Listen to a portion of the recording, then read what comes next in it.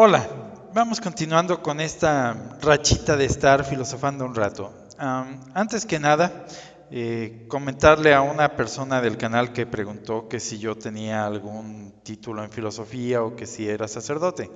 La verdad es que no sé por qué lo haya preguntado. Normalmente, y no digo que sea el caso, esto se pregunta cuando se quiere desacreditar a alguien. ¿No estudiaste filosofía? No, entonces no me vengas con cuentos, no te creo nada. Bueno, déjenme decirles. Desde el primer momento en que yo abrí este canal, dije no me crean una sola palabra. Y se menciona que me parecía sensato algunas cosas que decía nuestro buen amigo Mulder, el de los expedientes secretos X. Trust no one. ¿Por qué no le crean a nadie? Ni a mí. Porque ustedes tienen que confirmar por ustedes mismos lo que yo digo aquí.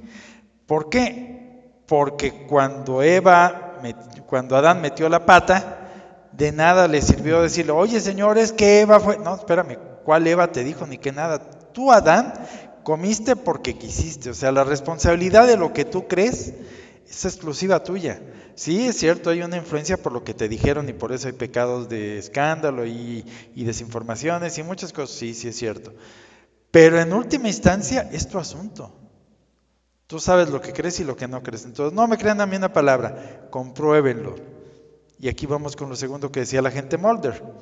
La verdad está ahí afuera. Sí, la verdad está ahí afuera. Si lo que yo digo es cierto y ustedes lo comprueban por ustedes mismos, tienen que creerlo. Punto.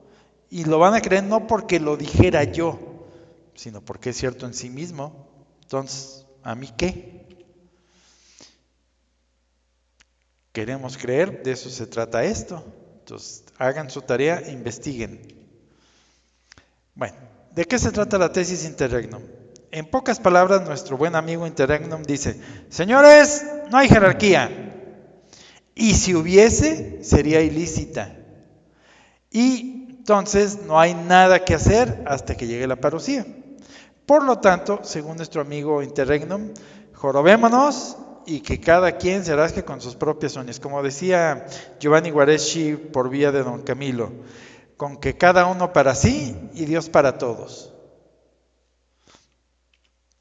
Okay. ¿De dónde saca nuestro amigo Interregnum esta idea de que no hay jerarquía y que si lo hubiese sería ilícita? Bueno, primero, hubo una constitución apostólica durante sede vacante escrita por su santidad Pío XII, donde él prohíbe en esa ley que debe de regir hasta que se elija un nuevo papa, que él prohíbe que se ordenen obispos durante la sede vacante. Es más, él prohíbe que nadie haga nada durante la sede vacante, punto. Todo se queda en suspenso hasta que llegue otro papa.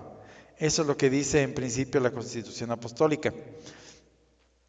Luego, además del asunto, de ese asunto de lo que dijo su santidad Pío XII, está el asunto de la jurisdicción. Si es que no hubiera ese problema, de todos modos tenemos el problema de que no hay un papa. ¿De dónde sacan los obispos la jurisdicción? Es decir, ¿quién les dijo qué hacer y qué no hacer? ¿Y en dónde? Y luego, peor tantito, llegamos al problema de la legitimidad de los ordenantes.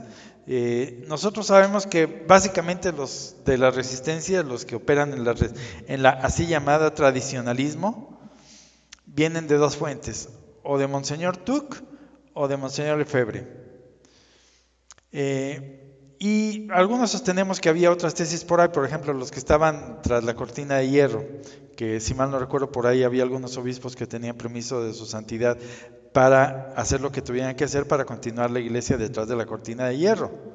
Y que yo sepa, incluso detrás de la cortina de bambú, que yo sepa esas órdenes que según eso existen, nunca les fueron retiradas a esos obispos. Entonces, los ordenantes que tenemos hoy en día en principio deberían de venir de tres fuentes, Monseñor Tuc, Monseñor Lefebvre y esas fuentes que yo digo o alguna otra que a mí no la sé.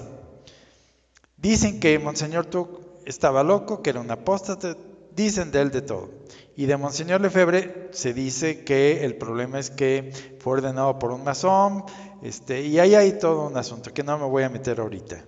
Entonces, el problema que nos plantea en lo general Interregnum deriva de estas circunstancias. Yo quiero tratar este asunto no en la especificidad de si las ordenaciones que hizo en lo particular Monseñor Tuc fueran legítimas, válidas y con bla, bla, bla, bla. No me voy a meter en eso. Voy un poco más allá. Yo estaba discutiendo el asunto con una persona y yo le decía, esta persona me decía que nada más veamos de qué tamaño está el problema de la sede vacante, que ya tenemos 70 años así. Sí, es cierto, ya está el asunto así. Ahora bien, el problema de la Santa Sede no viene de su Santidad Pío XII. O sea, señores, seamos francos. Si nuestro Señor Jesucristo nos quitó el papado es porque no lo queríamos, no lo merecíamos. ¿A qué voy con esto? A nuestro buen amigo Napoleón se le ocurre meter al frescobote a uno de los papas. Y no pasó nada. El mundo no salió en su defensa. Luego, nuestro buen amigo, si mal no recuerdo, Garibaldi, el comunista italiano, sitia al Vaticano, o lo que es lo mismo, pone preso en su propia tierra al Papa, y le roba los estados vaticanos. ¿Qué hizo el mundo? Nada. Entonces, es justo, o sea, si nosotros, humanidad, nos desentendimos de lo que nos daba razón de ser como católicos, que es el papado, pues es señal de que no lo queríamos. Entonces justo es que Dios nos lo retiró. Entonces no nos asombren los 70 años que tenemos en sede vacante, que nos asombre cómo desde la época de Napoleón no salimos en defensa del papado. O sea, ¿de qué nos quejamos? Punto. ¿Sale? Entonces yo estoy dimensionando el problema de ese tamaño. Ok. Voy a intentar aplicar lo que nosotros decimos que es filosofar, que es llegar a las verdades últimas. Y yo le decía a esta persona que el problema en última instancia que tenemos con Interregnum es que es el conflicto que habitualmente se da entre la letra de la ley y el espíritu de la ley, que ha sido el problema que han intentado resolver los jurisdiccionistas desde la época del Imperio Romano o de los griegos, vaya uno a saber. Entonces, yo quiero abordarlo desde un enfoque más general. Por lo tanto, como esto va a ser un largo silogismo, los que de ustedes, como el señor Armando y Choquita y otra bola de gentes que ya se saben de memoria todo esto, pues señores, apáguenle y cámbienle de canal, pónganse a ver algo más interesante, y los que no, vayan por las palomitas porque esto va a ser un silogismo, un solo silogismo, pero con N premisas. Aquí sí me voy a alargar un poquito. Procuraré hacerlo lo más breve que pueda, pero bueno. Mis premisas básicas. Primero, Dios no hace nada sin avisar a sus profetas. Y eso, la Biblia es la confirmación de todo ello. Segundo, Dios quiere no la muerte del pecador, sino que todos los hombres se salven. O sea, Dios no quiere que nadie se condene. Tercero, donde abundó el pecado, sobreabundó la gracia. Es decir, Dios hace todo lo posible porque todo el mundo se salve. Hasta aquí estamos de acuerdo, me supongo. Luego, vamos a ver algunas de las características de la iglesia. Primero, la iglesia tiene una visibilidad, que yo digo que esto no cuenta mucho en estos tiempos. ¿Por qué? Porque está avisado por la Salet. La iglesia será eclipsada, por lo tanto la visibilidad de la iglesia se ve disminuida.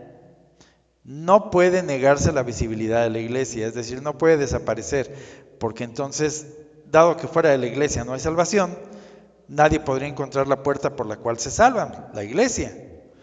Segundo, la unidad de la iglesia, cosa que no tenemos nosotros ahorita en general y hablando del mundillo tradi. ¿Por qué? Precisamente por la postura en que tenemos los unos y los otros. En este caso los otros son nuestro amigo Interregnum y compañía. Y otra bola de gentes del mundillo tradi. Luego tenemos que la iglesia es invencible. ¿Por qué? Por promesa divina. Es indefectible. ¿Por qué? Porque la iglesia no puede defeccionar de la misión que le fue dada. Y esto es bien importante, ¿eh? No puede defeccionar de la misión que le fue dada. Y voy para allá. Y además, esta indefectibilidad no serviría para nada si no estuviera acompañada de una infalibilidad que va junto con pegado. Ahora sí, vamos a entrar al asunto de la indefectibilidad. Esta indefectibilidad es acerca de la misión de la iglesia, ¿sale? Luego, aquí necesito poner como premisas que existen dos tipos de magisterio, porque todo el mundo se le olvida, y sobre todo a ustedes, mis queridos amigos conciliares, que sé que algunos de ustedes me ven, donde ustedes dicen que el único tipo de magisterio que existe que es infalible es el extraordinario. ¡Falso! ¡Mentira! Existen dos tipos de magisterio, el ordinario y el extraordinario, y ambos están cubiertos por la infalibilidad. Ahorita explico por qué. Primero, ¿qué es el magisterio ordinario? Es donde se nos informa o se nos catequiza a los clientes, o donde se nos lava el coco con la doctrina común de todos los días. Pero el punto importante sobre el magisterio ordinario es que aquí nos enseñan todo lo necesario para salvarnos. Y para que todos nosotros en todas las épocas sepamos lo mismo y creamos lo mismo, se nos tiene que enseñar lo mismo a todos sin error alguno. Entonces, el magisterio ordinario está cubierto por la infalibilidad, por si no lo han entendido. Ahora bien, ¿a qué se entiende que es el magisterio ordinario y esa doctrina común de todos los días? Ok, es la que ha estado en la tranquila posesión de la iglesia, es decir, lo que viene cubierto por el depósito de la fe y o la tradición. O lo que decía nuestro amigo aquel romano del siglo III, lo que ha sido aceptado por todos en todo tiempo y lugar. ¿Sale? Eso es lo que cubre el magisterio ordinario. Es decir, el magisterio ordinario cubre todo aquello que sea necesario o indispensable para la salvación. Y eso también lo cubre el magisterio extraordinario, es decir, la infalibilidad lo que cubre es nada más todo aquello que sea necesario para la salvación. Normalmente esto se divide en dos cosas, dogma y moral, o lo que es algunos dicen costumbres. Ahora bien, este magisterio ordinario es infalible, obviamente para el Papa, pero también para todos los obispos en comunión con el Papa. Recordemos que el Papa puede existir en dos modos, o en potencia o en acto. Y aquí estoy hablando ya en términos filosóficos. Si el Papa está en acto, quiere decir que existe un Papa en este momento sentado en el trono de Pedro, y es un Papa legítimo. Y existe en potencia cuando no tenemos un Papa vigente. Pero sigue habiendo el papado sigue existiendo en potencia, que luego mediante un cónclave se traslada en un papa en acto. ¿Sale? Hasta aquí vamos bien.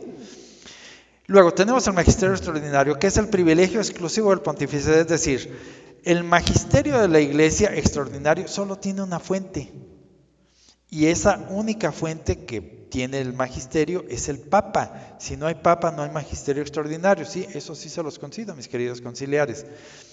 Y el magisterio ordinario solo tiene una razón de ser, que cuando esas cosas que han estado en tranquila posesión de la iglesia y que son creídas por todo el mundo en todo tiempo y lugar, está atacada por alguna razón, llega Pedro y dice, señores, paren las prensas, este asunto se define así para toda la iglesia, para que no haya más disputas. Por eso es que Pedro en esos momentos cumple la función que le dio Jesucristo nuestro Señor, en específico a él, de confirmar en la fe a sus hermanos. ¿Sale? Ya quedó bien explicado el asunto del magisterio, ¿por qué? Lo vamos a ocupar más adelante. Ahora sí, vamos a la misión de la iglesia. Se dice que la misión de la iglesia es apostólica, ¿por qué? Porque Jesucristo nuestro Señor agarra a los apóstoles y a sus ministros que ya tenía con él, y les dice, id por todo el mundo, predicad el evangelio, el que os creyere se salvará, el que no os crea ya está condenado. Esta es la misión, de la que la iglesia no puede defeccionar, no puede dejar por el mundo y predicando el evangelio. Por lo que decía la semana pasada, la iglesia no es la que está en papel, es la que se predica, porque siempre será en tiempo presente. Okay. Luego, nuestro Señor todavía dice un par de cosas más.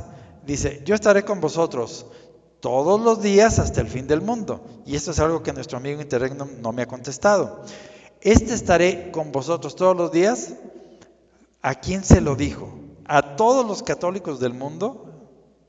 ¿O se lo dijo específicamente a los apóstoles? Si se lo dijo, hay gentes que dicen, sí, Cristo prometió estar con todos nosotros todos los días. Sí, sí es cierto, sí lo prometió, sí está con nosotros todos los días. Pero no ese es el sentido que tiene esta frase. sea, aquello es verdad, sí, aquello es verdad. ¿Está con nosotros todos los días? Sí, está con nosotros todos los días. No ese es el sentido de esta frase. Jesucristo nuestro Señor estaba en ese momento estableciendo un magisterio. Es decir, la iglesia está separada en dos tipos. Bueno, espérenme. Estaba estableciendo un magisterio. Y ese magisterio se lo estaba encargando a los apóstoles. Nada más. O sea, no te lo encargó ni a ti ni a mí. Se lo encargó a los apóstoles. Y les prometió su asistencia hasta el fin del mundo. Ahora bien, en unos versículos antes o después, vaya a saber cómo estuvo el asunto, dice que nos mandará el Espíritu Santo. Y dice, el Espíritu que os daré os recordará todas las cosas que os he enseñado.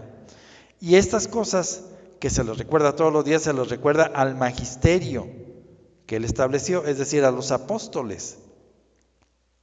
Entonces, el Espíritu Santo es el que provee de la infalibilidad a la iglesia.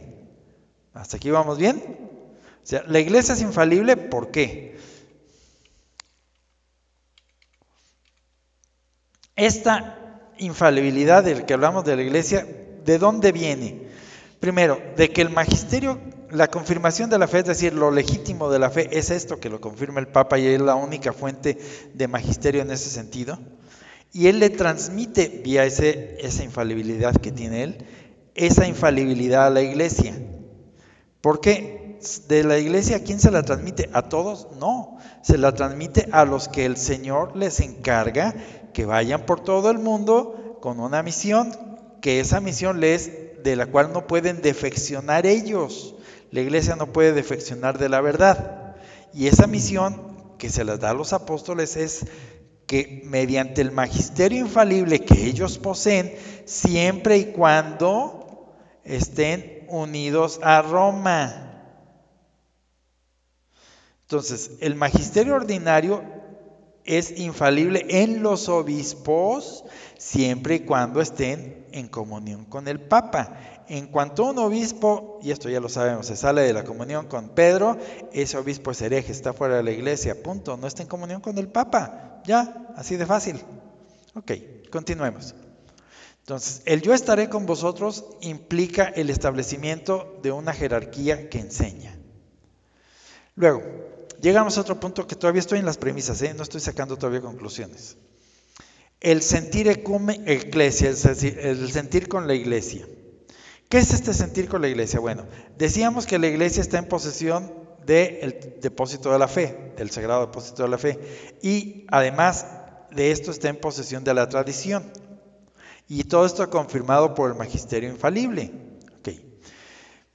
Ya dijimos que mientras esta tranquila posesión no es molestada porque nadie venga a enchincharle, el Papa no recurre al magisterio ordinario.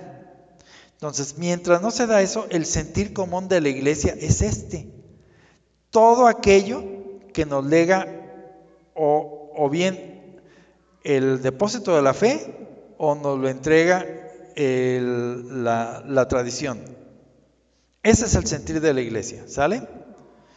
Bueno, entonces, no todas las verdades, para que sean verdades, necesitan estar definidas por el magisterio extraordinario. ¿Por qué? Porque estamos en tranquila posesión de esas verdades que Dios nos legó, ya sea por medio de la Sagrada Escritura o por medio de lo que la iglesia ha mantenido como una tradición. Son las dos fuentes de los cuales, y ambas son infalibles. Okay. Entonces, el catecismo no es un acto dogmático en sí mismo, sin embargo, el catecismo es el sentir común de la iglesia.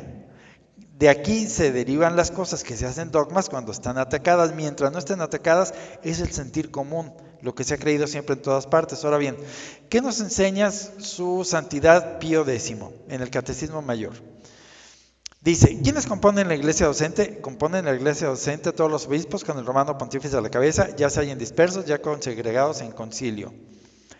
¿Quiénes pues tienen la autoridad de enseñar? Y este punto es importante, la autoridad de enseñar la tienen en la iglesia el Papa y los obispos, y ellos a su vez delegan esta chamba en quien ellos quieren, o quien ellos, sí, La delegan en sacerdotes, en seminaristas, en toda una serie de gentes.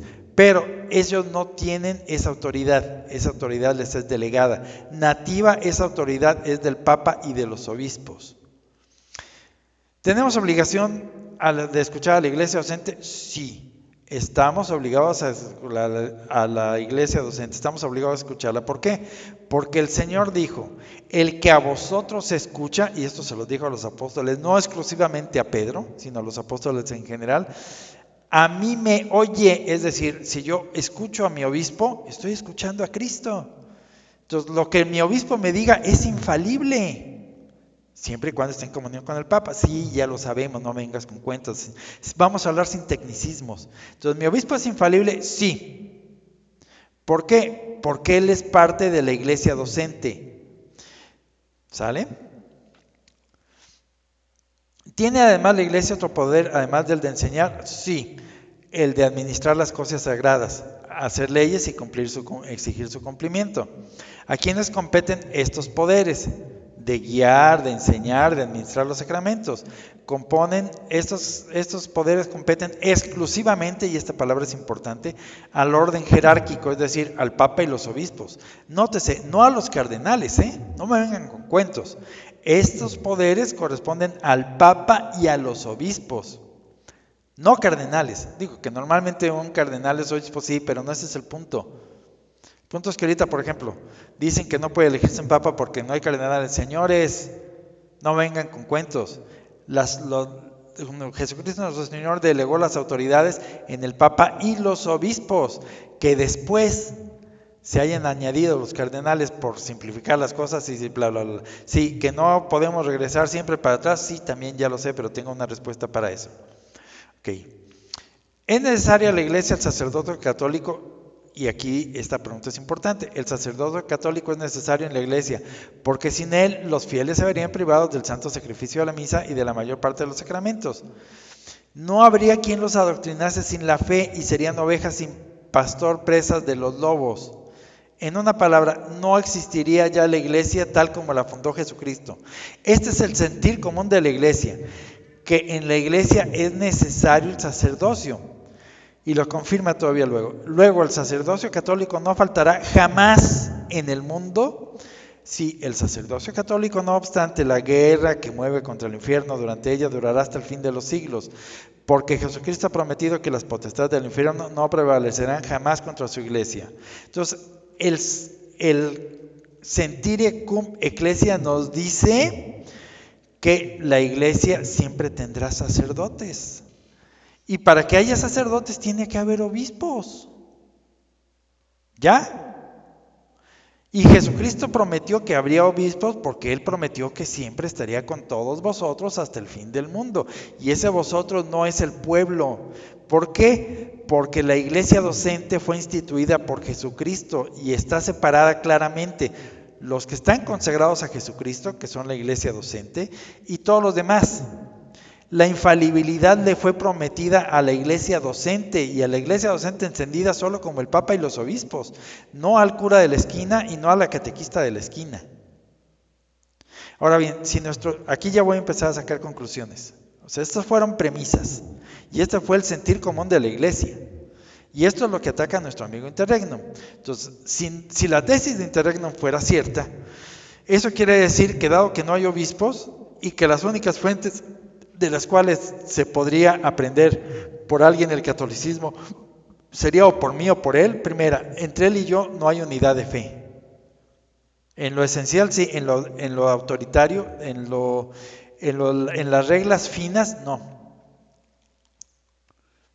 Que a lo mejor sí lo hay en lo esencial, sí, a lo mejor sí lo hay en lo esencial.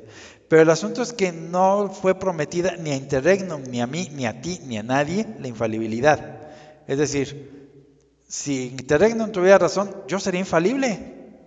E Interregnum sería infalible. Y aquí tenemos un problema, ¿no? Entonces la infalibilidad no fue prometida a los fieles, fue prometida a la iglesia docente. ¿Ya? ¿Estamos bien en eso? Ok. Aquí, ¿con qué se la saca nuestro amigo Interregnum? Dice, señores, el asunto es que Jesucristo prometió todo esto hasta el fin de los tiempos. Sí, prometió esto hasta el fin de los tiempos. Normalmente nosotros entendemos el fin de los tiempos como el instante en el que la tierra y el mundo es destruido. O algo por ahí, o la parucía o algo por ahí, pero para nosotros es un instante. Hasta aquí llegó y hasta aquí se acabó el 20. Nuestro amigo Interregnum dice, no, el fin de los tiempos no es un instante, es una época que empieza desde aquí y termina cuando venga nuestro Señor. No, aquí donde inicia es variable, pero bueno, vamos a decir que fue con la muerte de su santidad Pío XII. Y va a durar hasta que se consuma hasta que Jesucristo nuestro Señor regrese. Según él, ese es el fin de los tiempos. Y eso es un espacio de tiempo, ok. El problema con la tesis de Interregnum, en ese sentido, es decir, en cuanto al tiempo, es que, y aquí está una premisa importante, Dios no hace nada sin avisar a sus profetas. Y en teoría, lo que los padres de la iglesia y todo lo que nos han explicado a nosotros del fin de los tiempos, está pensado en que el fin de los tiempos es el instante en el que separa la parucía de lo demás.